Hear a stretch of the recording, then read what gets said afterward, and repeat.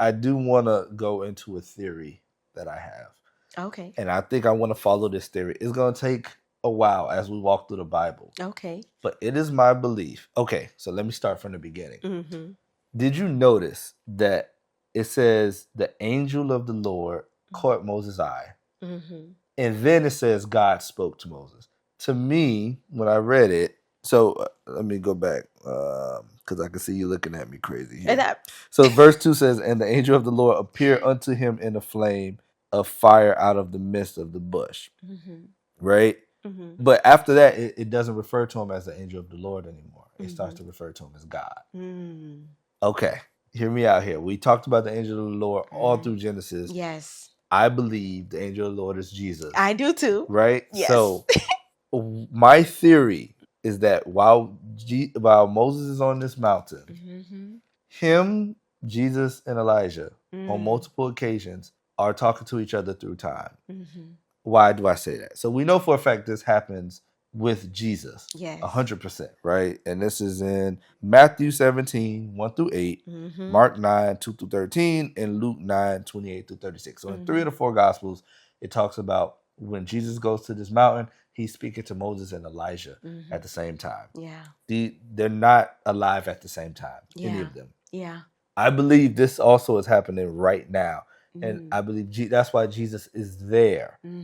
Jesus is there, but God is also speaking. And if you look at, I didn't read the Mark and Luke one, but I know Matthew 17, 1 through 8, God is actually there as well. The Father is actually there at the same time that they're talking to each other, because the Father talks to through a cloud to the disciples. Yes. So my theory is that this burning bush time frame. To the disciples? Yeah, the disciples who were there with them. Oh, okay. Yeah, so the disciples, I can't remember which ones, but I know That's okay. Peter was one of them. But God, the Father, actually tells them, like, this is my son. Yeah. And I am, yes. like he talks to them as Jesus is kind of doing his thing.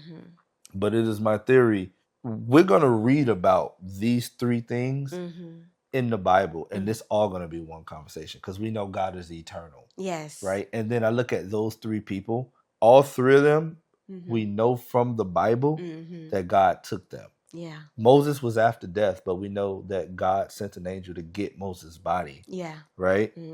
Elijah never even died. God went and got him, right? Took him to heaven. Yes. And Jesus, we know that he resurrected, right? And he also, obviously, right hand of God in heaven. Yes. So I am my theory is that we're going to see the same moment.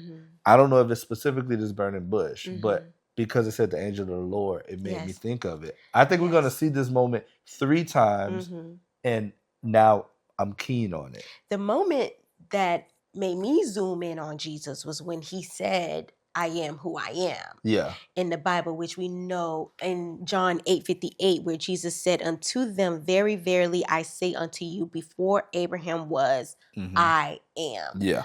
Obviously identifying himself as God, where most people don't see that. I don't know why, but he is definitely identifying himself. Especially when God says, that's my name. It'll be my name for generations. Yes, tell him I am, sent you. And Jesus is saying, I am. And we're seeing the angel of the Lord in the first part of this chapter, which you pointed out, right? And we've seen the angel of the Lord multiple times in Genesis with Abraham. Like, we're seeing it multiple times. And I didn't even think about Elijah and Jesus all on the mountain with Moses. Yeah. I didn't even connect that, but there very much could be this moment or another moment. And like you said, we'll see. I want to pitch. And now that I'm thinking about it, Elijah, when he was brought up, was in a chariot of fire. Yeah. You see where I'm going there? Yeah. So we're talking about 3 people, fire, right? Not being consumed. I mean, I want to read, because we got a while, right? But that is my theory. And I think we're going to see that same moment 3 times. Yes. Because we know God, there's no sense of time. Yeah, there's no sense of time for God, right? Yeah. So, and here we see Jesus actually says this in John 5, 46 through 47. He says, for if you believe Moses, you will believe me, for he wrote about me, right? But if you do not believe his writings, how will you believe my words? So the fact that Moses wrote about Jesus, right? before he even anybody knew about Jesus. Yeah. No one spoke. I think that might have been the first person to speak about Jesus. Not I mean, we have times where it's insinuated, but outside of Genesis, no, we just saw comparisons. We saw comparisons, yeah, but no one's actually spoke like about the wrote second about it. coming, Yeah. right? But he is talking about Exodus 12 and Deuteronomy 18 and 15. I did read it, but I didn't write it down here. But he is talking about Jesus. He's talking about someone coming, essentially. We'll but at least in Exodus 12 he is. Yeah, we should get into that one in the next episode. So yeah, we'll pay attention. Yes.